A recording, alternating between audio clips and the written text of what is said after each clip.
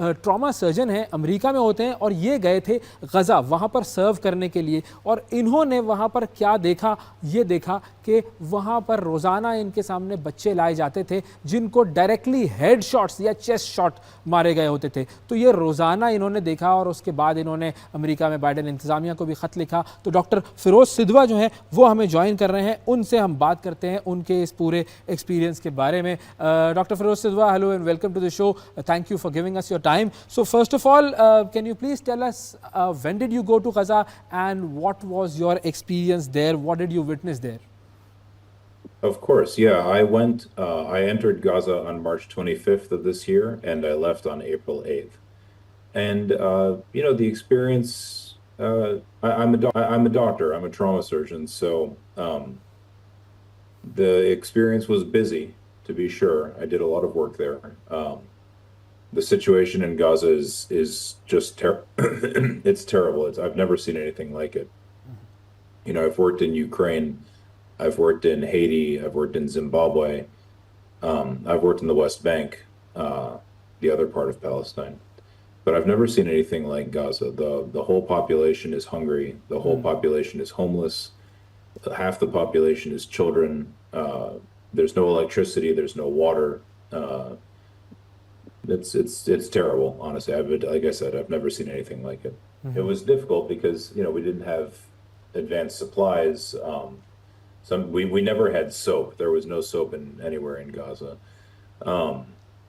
Sometimes the water in the hospital didn't work. Sometimes we didn't have gloves. We lacked the most basic things, so we could only really do very limited work. But so we would deal with a mass casualty event, and when the mass casualty was over, we would deal with another one, and then another one, and then another one. It just kept happening throughout the day. I was there during Ramadan, so when iftar would come around, that was when the bombing would peak, and that was when we would get almost every night we would get a mass casualty event around iftar. And you have said in your interviews and your article that you've seen kids being shot directly in the head or in the chest. How old were these kids? In those interviews, I'm not talking about teenagers. I'm talking about small children. What we call in the U.S. preteen children, 12 years old and under. I think the youngest girl I saw shot in the head was 2 years old. It's not. It seems hard for me to believe that these shootings are accidental. Of course, maybe one of them, maybe two of them, but every day that I was there, I saw a new child who'd been shot in the head on average. And, it's very hard to believe. And remember, this is only one hospital in Gaza. I'm just one doctor. But yet, even me, I saw 13 kids in 14 days who had been shot in the head or the chest, sometimes both. So that doesn't seem like it's an accident to me. And to me, it matters whether or not it's an accident because I'm an American and my country is funding these attacks. So if these attacks are being directed at children, which it certainly seems like they are, we shouldn't be funding something like that. That's the work that I've tried to focus on since I've come back, is trying to make people understand that what is going on in Gaza is not, and maybe Israel is attacking Hamas as well. I don't really know, but they're certainly attacking women, children, elderly people, civilians in general. They're attacking them directly, very directly. It's not hidden. Okay, and I don't funding. Okay, and other doctors in Gaza, those doctors that you met in Gaza, they were also facing the same situation? Actually, I wrote a letter to President Biden, telling him what me and 44 other doctors and nurses had seen in Gaza when we were there. And the New York Times reached out to me after that, and they said, we'd like to know, because in the letter we said that we had all seen children shot in the head on a regular basis. And so the New York Times said, that's shocking. We want to know more about that. So I was able to find at that time 65 doctors and nurses who had worked in Gaza from the United States.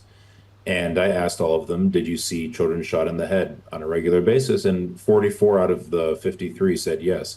You know, there were 65 healthcare professionals total, but you have to remember not everybody works in a place where you would see a child shot in the head. So if you're a doctor for pregnant women, an obstetrician, nobody's going to bring you a kid who's been shot in the head. That doesn't make any sense.